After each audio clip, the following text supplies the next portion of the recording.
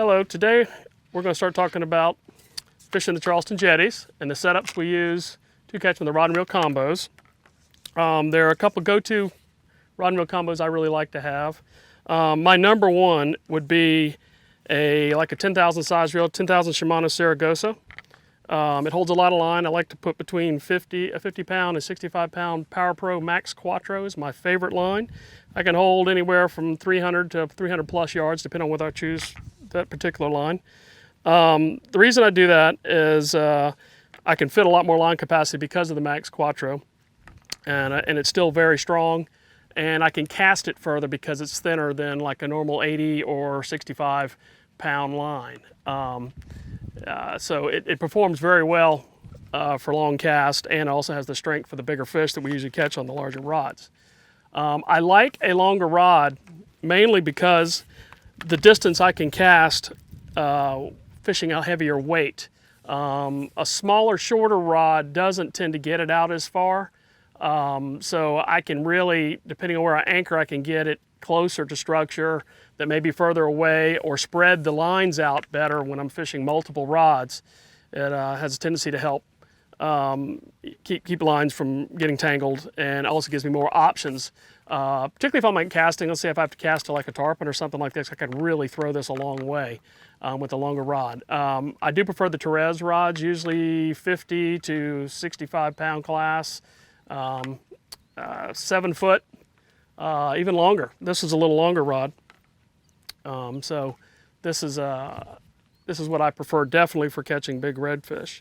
It also can pull the fish. It has a lot of power, so it can pull the fish out of the rocks, and which can be a common problem when you get a lot of tide pulling you close to the rocks. They want to cross the rocks at the lower point sometimes and break you off. Tarpon, definitely you can get on top of them really quickly with this rod.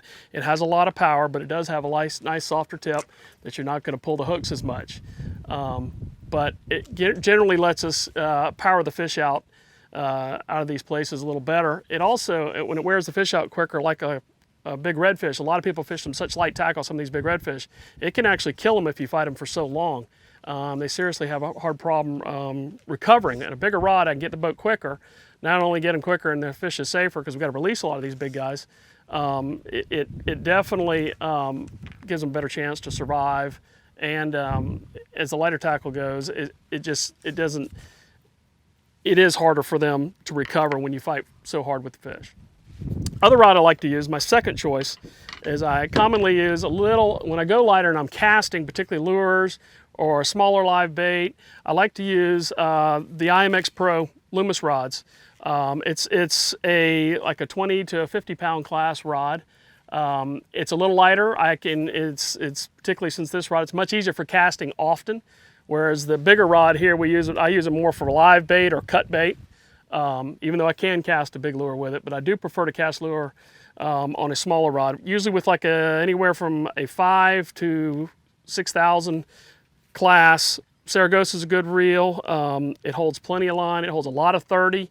Again, I like to use Max Quattro. It gives me the line capacity, and I always like line capacity more than I like larger line.